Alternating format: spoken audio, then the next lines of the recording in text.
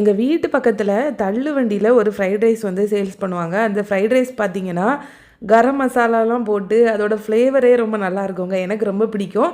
அதே மாதிரி தான் இன்றைக்கி நான் ட்ரை பண்ணியிருக்கேன். ஃபஸ்ட்டு இது பண்ணுறதுக்கு வந்துட்டு ஆயில் ஹீட் பண்ணிக்கோங்க. அதில் வந்துட்டு ஒரு 5, 6 பல் பூண்டு, ஒரு சின்ன துண்டு இஞ்சி 2மே குட்டி குட்டியாக சாப் பண்ணிவிட்டு சேர்த்துக்கோங்க. நல்ல ஹை ஃப்ளேமில் வச்சே வெஜிடபிள்ஸ் எல்லாமே நல்லா வறுத்து எடுத்துக்கோங்க. இதுக்கு கூடால வந்துட்டு ஒரு பாதி வெங்காயம் மட்டும் ஸ்லைஸ் பண்ணிவிட்டு சேர்த்துருக்கேன். வெங்காயம் மற்ற வெஜிடபிள்ஸ் எல்லாமே வந்துட்டு ஹாஃப் குக் ஆகினா போதும், ரொம்ப குக் ஆக வேண்டாம். அப்போனா வந்து ஒரு மாதிரி குழஞ்சி போன மாதிரி ஆயிரும். இதுக்கு கூடால வந்துட்டு முட்டைக்கோஸ், அதுக்கப்புறம் கேப்சிகம், பீன்ஸ் இவ்வளோவும் சேர்த்துருக்கேன். நீங்கள் கேரட் வேணாலுமே சேர்த்துக்கலாம். இது எல்லாத்தையும் நல்லா ஹை ஃப்ளேமில் வச்சு கொஞ்சம் நேரம் ஒரு 5 நிமிஷம் மாதிரி நல்லா சாட்டே பண்ணி எடுத்துட வேண்டியது தான். இப்போ இது கூடால வெஜிடபிள்ஸ்க்கு தேவையான அளவு உப்பு, அதுக்கப்புறம் வந்துட்டு காரத்துக்கு ஏற்ற மாதிரி பெப்பர் சேர்த்துக்கோங்க. ஏன்னா நம்ம இன்னுமே லாஸ்ட்டாக பெப்பர் சேர்ப்போம், அதனால் பார்த்து கொஞ்சமாக சேர்த்துக்கோங்க. ஏன்னா ஃப்ரைட் ரைஸில் நம்மளுக்கு பெப்பரோட ஃப்ளேவர் ரொம்பவே ஜாஸ்தியாக இருந்ததுனா தான் நல்லாயிருக்கும்.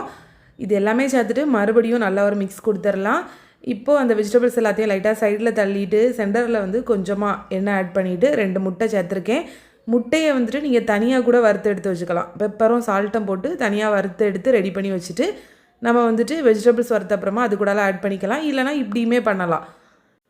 முட்டையை உடச்சி ஊற்றிட்டு அப்படியே ஒரு 5 நிமிஷம் மாதிரி விட்டுருங்க. அப்போனா அது கரெக்டாக குக் ஆகி வந்துடும். முட்டைக்கு தேவையான அளவு உப்பு, பெப்பர் இது கூட சேர்த்துட்டு இதை நல்லா வறுத்து எடுத்துக்கோங்க. முட்டையை நீங்கள் வந்துட்டு உடச்சி ஊற்றின உடனே மிக்ஸ் பண்ணிங்க அப்படின்னா அது வந்துட்டு கரெக்டாக வராது. முட்டையை வெஜிடபிள்ஸ் கூடால சேர்த்து நல்லா மிக்ஸ் பண்ணின அப்புறமா இது கூடால வந்துட்டு 1 டேபிள் ஸ்பூன் அளவுக்கு டொமேட்டோ கெச்சப் சேர்த்துருக்கேன். ஒரு டீஸ்பூன் அளவுக்கு சோயா சாஸ், அதுக்கப்புறம் உங்கள் காரத்துக்கு ஏற்ற மாதிரி சில்லி சாஸ் சேர்த்துக்கோங்க. நான் வந்து கம்மியாக தான் சேர்த்துருக்கேன். ஏன்னா பெப்பருமே நம்ம சேர்க்குறனால காரம் வந்து ரொம்ப ஜாஸ்தியாக போன மாதிரி இருக்கும். இதை சேர்த்து நல்லா மிக்ஸ் பண்ணின அப்புறமா இது கூடால வந்துட்டு ஒரு 1/2 டீஸ்பூன் அளவுக்கு மிளகாய்த்தூள் சேர்த்துருக்கேன். இந்த டைமில் இது கூடால வந்துட்டு கரம் மசாலாவுமே சேர்த்துக்கோங்க. நான் அதை வந்து வீடியோ எடுக்கிறதுக்கு மிஸ் பண்ணிவிட்டேன். சிக்கன் 65 வந்து ஃப்ரை பண்ணி வச்சுருந்தேன், அதையுமே இது கூட ஆட் பண்ணிவிட்டேன். சிக்கன் 65 ரெசிபி இதில் ஷேர் பண்ணல. அது ஏன்னா மேக்ஸிமம் நிறைய பேருக்கு தெரியுங்கிறதுனால தான் ஷேர் பண்ணல.